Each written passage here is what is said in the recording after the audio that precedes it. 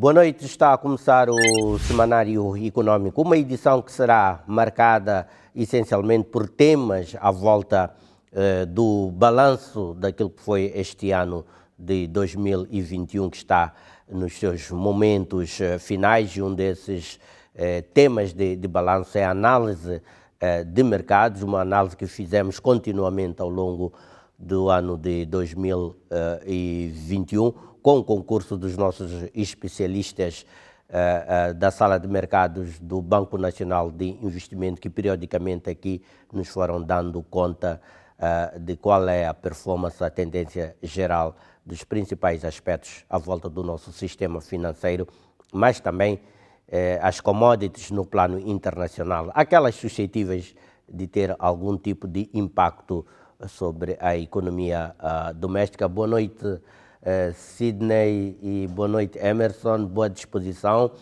e faço votos à semelhança dos telespectadores que tenham tido um bom Natal e que estejam numa boa atmosfera festiva. Se não for o caso, contamos que essa situação não menos favorável possa ficar ultrapassada o mais breve possível.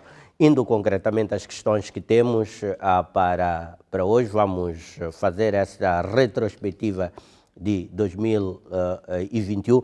Nesse sentido, quais as principais incidências ao nível dos vários aspectos analisados aqui ao nível da conjuntura de mercados no Semanário Econômico? Boa noite, João Carlos. É um enorme prazer estar aqui novamente. Apesar das diversas adversidades enfrentadas ao longo do ano 2021, sob o ponto de vista do mercado cambial doméstico, 2021 foi um ano positivo. O Metical teve uma performance maioritariamente positiva em 2021.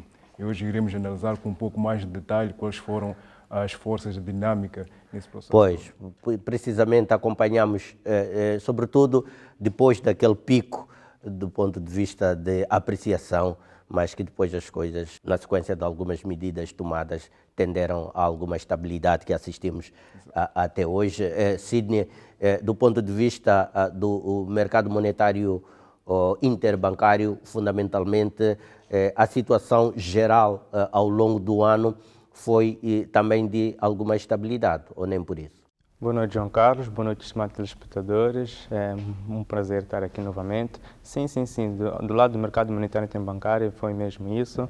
Enfrentamos várias adversidades ao longo do ano, principalmente face à pandemia da Covid-19, que mais uma vez assolou. E então vamos ter um overview daquele que foi o comportamento das taxas que ditam a direção desse mercado, essencialmente, e associando também o produto interno bruto, a inflação, que são variáveis que têm um grande impacto ou que provêm de decisões que podem impactar no mercado. Vamos então depois ver com detalhe essas situações. Estão lançados os dados iniciais da presente edição do Semanário Econômico.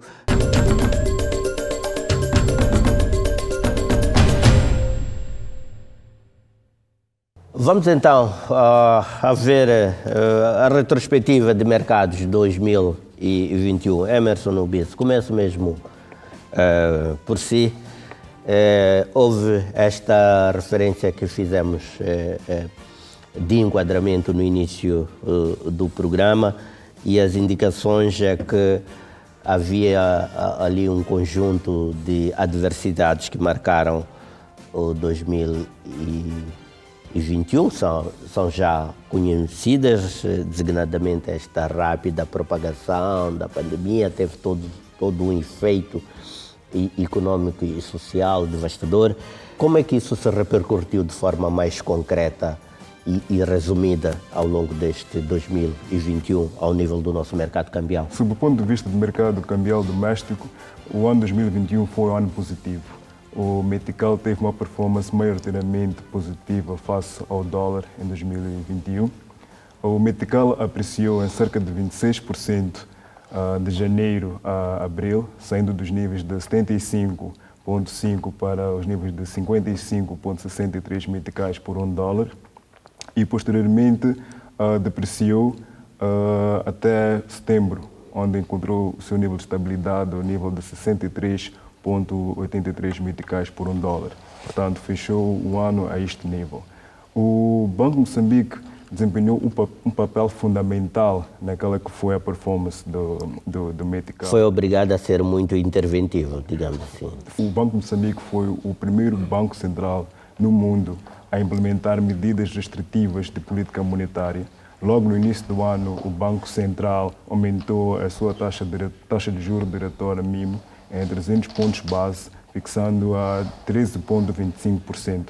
Esta medida serviu para conter aquela que era a excessiva demanda por dólares, uma vez que esta é uma das razões que tem imposto uma pressão negativa sobre o metical.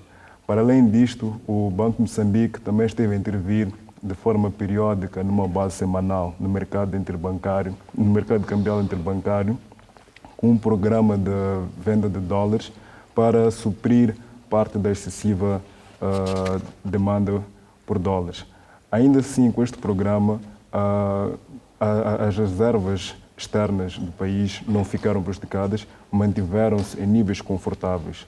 Para além disto, houve um fortalecimento nestas reservas da parte da aplicação dos direitos especiais de saque pelo FMI, num valor de 261 milhões de euros, equivalente a cerca de 300 milhões de dólares.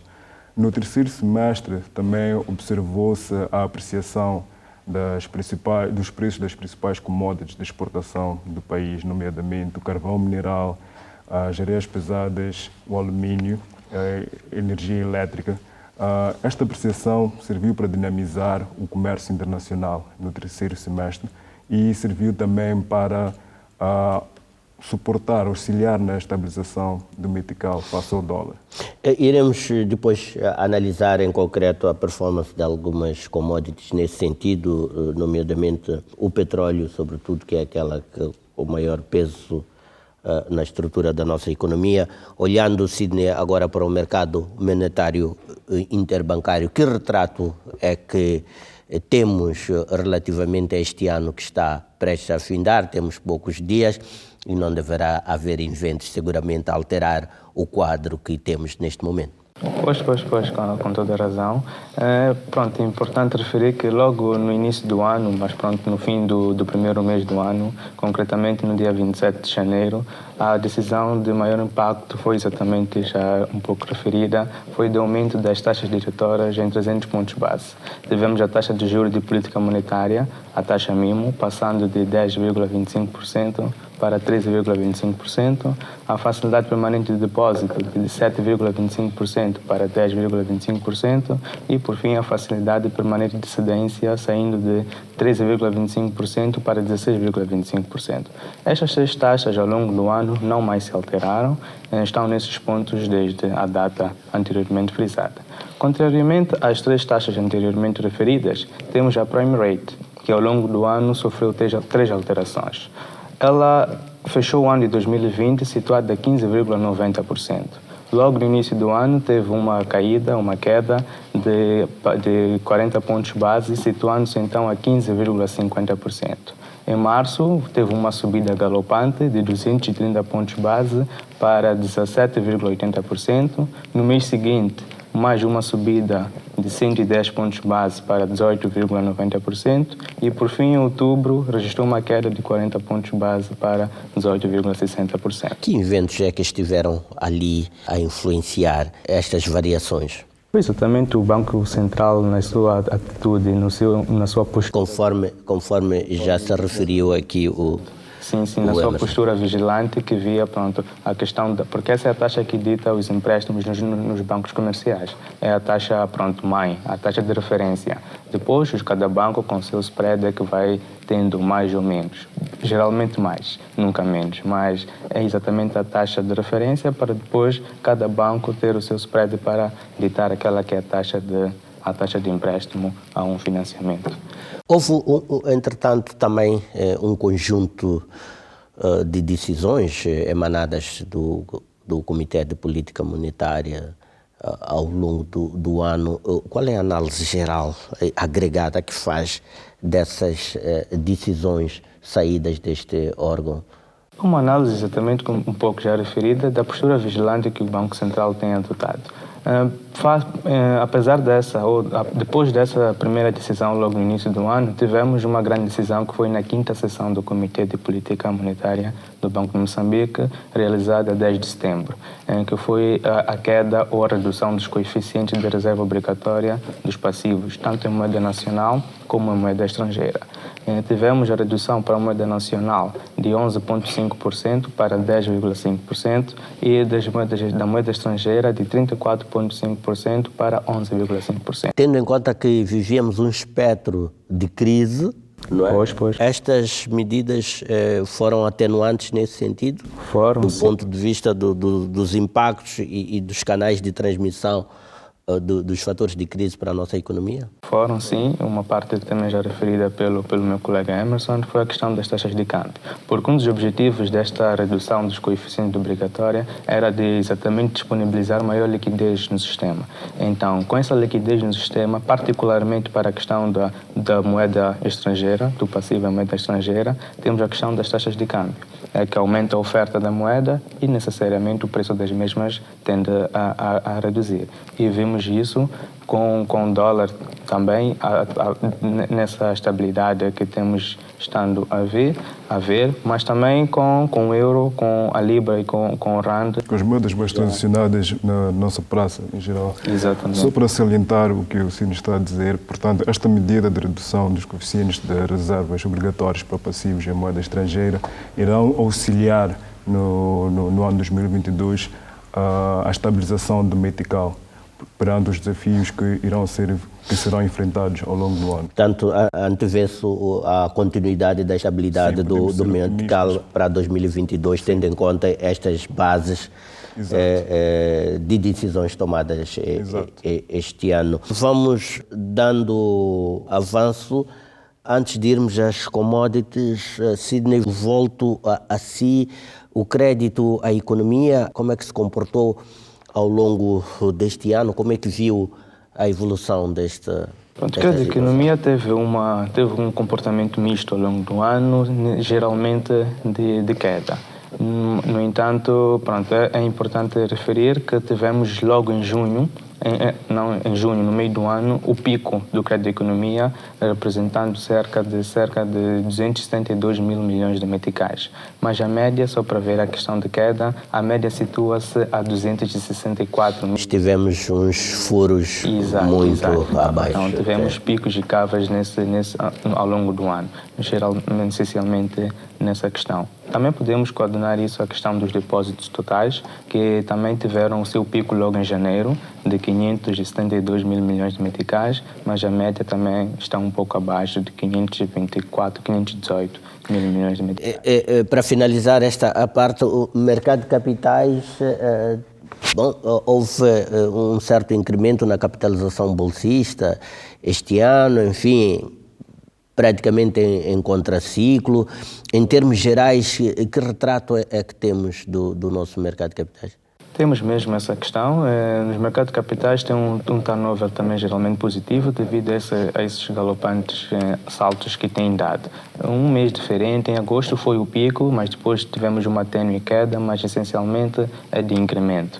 E só para ver esse incremento podemos ter esse espelho através das suas taxas. Temos a taxa, podemos separar até em duas partes. A primeira parte do ano e a segunda.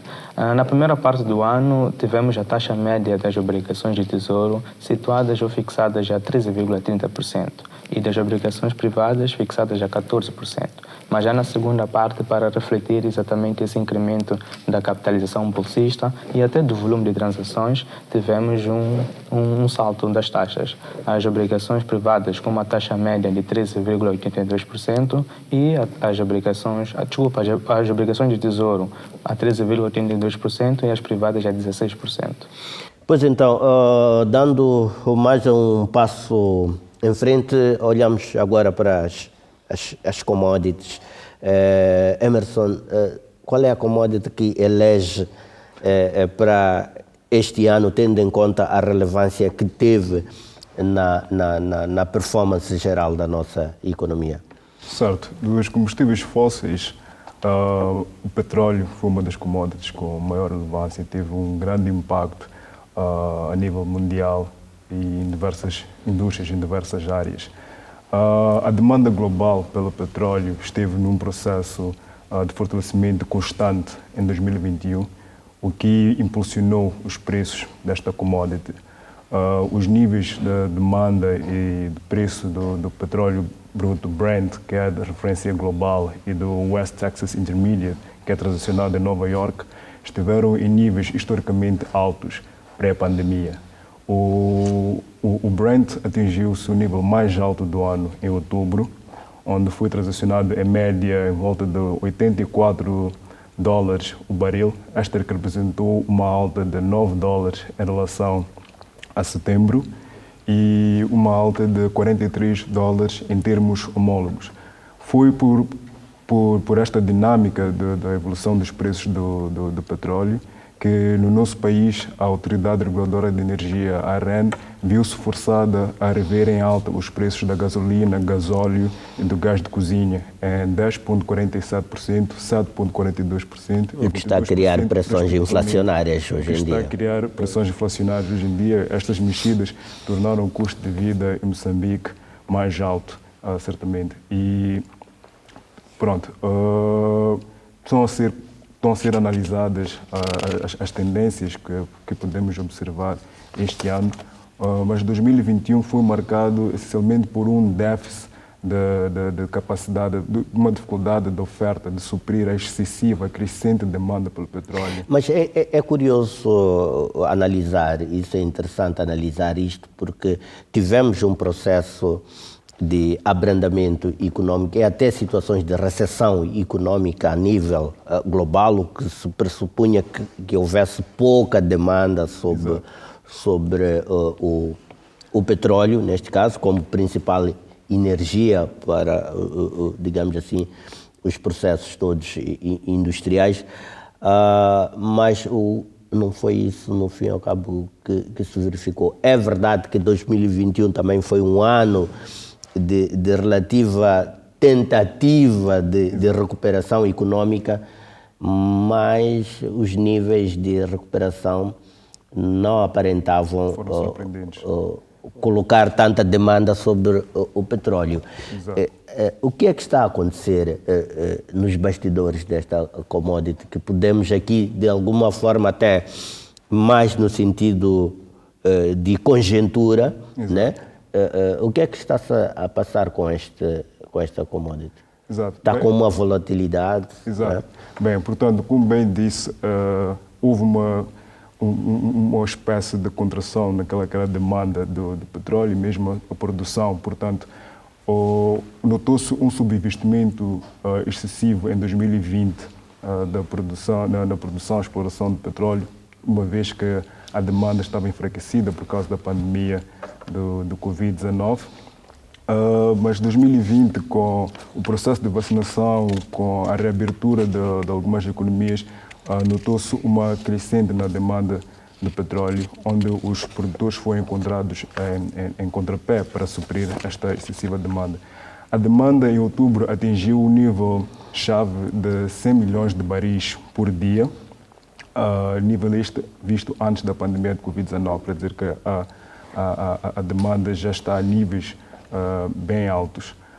Mas esta demanda acontece num contexto em que as viagens aéreas ainda não se recuperaram na sua totalidade. Não é? Portanto, aqui notamos que existe uma forte demanda pelo diesel e petroquímicos. Aliás, com a nova variante, agora Omicron, está a restringir novamente o mercado das indústrias de viagens.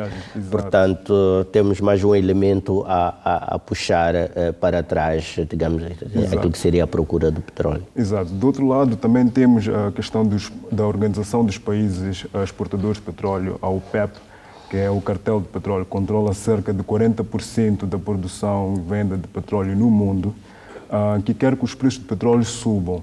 Isto para que os seus países aliados possam lucrar mais, ganhar mais, não é? E a OPEP atinge este objetivo limitando aquela que é a quantidade de petróleo que põe no mercado, o que de certa forma também impulsiona os preços do petróleo, não é? De qualquer forma, a OPEP não deseja que os preços do petróleo subam de forma substancial, não limita assim tanto, pois isto pode lhes fazer perder mercado para os seus maiores competidores, como a Shell nos Estados Unidos. Mas em 2021 também notou-se uma enfraquecida capacidade de oferta dos Estados Unidos devido aos danos nas plataformas petrolíferas em volta do Golfo do México causados pelo furacão Ida. Portanto, houve aqui uma incapacidade de suprir esta excessiva capacidade. Já lá vamos, entretanto, também a ver os aspectos que têm que ver com a transição energética, o efeito sobre o petróleo dessa conjuntura. E lanço agora, precisamente para o Sidney, para nos trazer aqui agora, virando de certa forma a página, olhando para a transição energética e vermos as determinantes da conjuntura do setor energético neste 2021. Pronto, eu resumo a questão dos determinantes da conjuntura do setor energético numa só palavra, que é o ambiente. Porque é exatamente este o ponto fulcral de todos esses combustíveis fósseis que temos estado a falar. É visto que temos, pronto, nesse grupo de três, o gás natural, o carvão mineral e o petróleo. O carvão mineral está no topo dos mais poluentes que existe. Então, por isso é que o determinante é o meio ambiente, depois vai o petróleo e, por fim, o gás natural.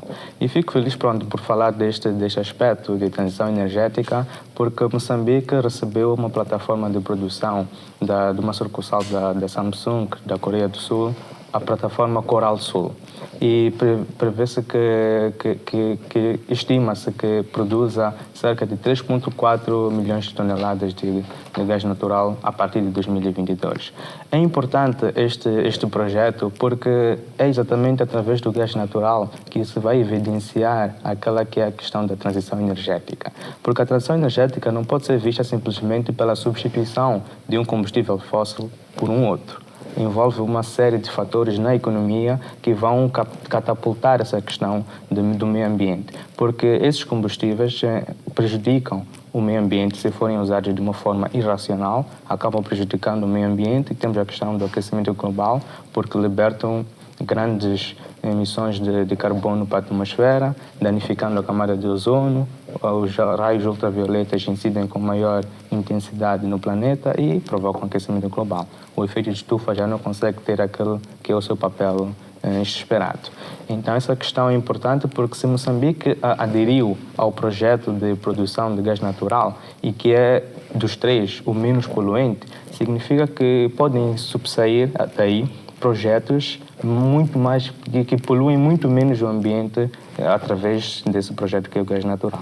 Portanto, a transição energética tem que ser vista nesse âmbito e criando então fatores essenciais para evitar a poluição do ambiente neste sentido. Mas qual é a tendência geral que vê relativamente ao LNG, ao gás natural liquefeito? A tendência geral é positiva, tanto mais que podemos referir à questão da 26ª edição da Conferência das Nações Unidas sobre as Mudanças Climáticas, que já foi possível apontar alguns fatores de poluição do meio ambiente.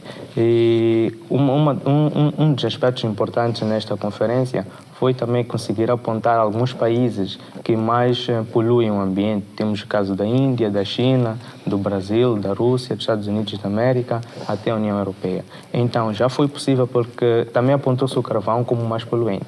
Então, queriam até uma atitude drástica, que era eliminar o uso do carvão, mas viu-se que não é assim que vai se conseguir uma transição energética. Mesmo porque as energias alternativas ainda não estão em condições de preencher todo um vazio que pode ser deixado assim, interrompido de forma bruta, digamos assim, esta questão da energia a partir nomeadamente do carvão. Exato, é que podemos pôr em causa a produção de energia no mundo e não é assim que vamos conseguir passos positivos nessa transição energética. Então, não passa por eliminar, mas sim por reduzir o uso desse combustível fóssil. Como é que o petróleo está a lidar com esta questão da transição energética, Emerson? Bem, ao contrário de que antecipava-se que pudesse notar uma redução na demanda pelo petróleo por questão desta transição energética imposta, por exemplo, pela Agência Internacional da Energia. A demanda pelo petróleo persiste, continua fortificando-se cada vez mais à medida que as economias vão reabrindo. Isto porque ainda não se encontrou uma forma de se implementar a transição dos combustíveis fósseis para as energias renováveis num contexto global. Existem vários países que ainda carecem de financiamento e estrutura operacional para a implementação efetiva destas tecnologias de energias renováveis. Sem falar também que muitos países em desenvolvimento ainda dependem muito das receitas de exportação do petróleo. Portanto, não será da noite para o dia. E não tem como substituir essas... São necessidades de desenvolvimento desses países. Exatamente. Portanto, perspectiva-se que o processo de transição dos combustíveis fósseis para as energias energéticas seja prolongado, seja adiado por algum tempo, além daquilo que era o deadline de 2050, não é? Mais por esta questão conjunto organizacional de todo o mundo. Tentemos agora fazer as projeções. Sidney, olhando para os aspectos que se referiu, quais os elementos mais importantes a ter em conta em 2022? Pronto, os elementos mais importantes a ter em conta, se as taxas continuarem assim, creio que vamos entrar no ano de 2022 minimamente estáveis, porque até agora está tudo pronto a correr como planejado, e prevê-se já, só para dizer, para referir este suporte, que o crescimento, as perspectivas de crescimento para os anos 2021 e 2022 são satisfatórias. Isto porque no terceiro trimestre tivemos um salto também do produto interno bruto para 3,36%, depois de registros de 0,12% e de 1,96% nos primeiros e segundo trimestres do ano. Então, este salto no terceiro trimestre é dado pela expansão de todos os setores de atividade e devido a três fatores. Primeiro é o aumento da procura externa, segundo, a liberalização da economia face às restrições impostas pela pandemia da Covid-19 e terceiro, então, pela questão dos projetos de gás natural na bacia do Rovuma. É que a nível interno houve o abrandamento desses ataques na zona norte do país, pese embora agora tenhamos alguns casos de Niassa, mas ainda nada oficial, então o abrandamento é notório e então tem estado a catapultar o início dessas atividades e elevando então o nosso produto interno bruto. É importante isso e... Sim, e na sua perspectiva, Emerson? Embora persistam os fatores de risco que condicionam a estabilidade do metical, como a decorrente pandemia de Covid-19, agora com a sua mais recente variante Omicron e as tendências inflacionárias conjugadas com o aumento dos preços do petróleo, sendo os combustíveis líquidos um dos produtos que Moçambique mais que importa em grande escala, podem colocar uma pressão negativa, subidas exponenciais nos seus preços podem colocar uma pressão negativa sobre o metical face ao dólar. Mas ainda assim, as reservas, podemos ser otimistas pela estabilidade do metical no primeiro e segundo semestre, uma vez que as reservas externas do país mantêm-se em níveis confortáveis, podem auxiliar naquela que é a estabilidade, a estabilização do metical, sem contar também com a disponibilidade de liquidez que foi mais recentemente alocada ao mercado através da redução das reservas obrigatórias para passivos em moeda estrangeira e nacional. Podemos esperar que o metical seja transacionado aos níveis próximos do fecho do ano 2021, nos primeiros 2 semestres. Bom, se não for pior do que já se experimentou, já é um bom resultado. É assim que esperamos que venha a ser 2022, um conjunto, um espectro de esperança positiva. Eu queria também, nesta ponta final do programa, agradecer o vosso contributo de periodicamente trazerem-nos aqui análises que ajudaram os nossos telespectadores a nossa audiência a compreender os diferentes momentos no que diz respeito à nossa economia real, muito mais do que mercados e o sistema financeiro, foram as repercussões sobre o setor real da economia. Desejo-vos boas saídas e boas entradas em 2022. As nossas temporadas normais retomarão mais ou menos em fevereiro. Vamos ver com que condições é que a economia terá arrancado nesse ano já à porta de 2022. Boas festas, boas saídas e boas entradas e até 2022. Muito obrigado.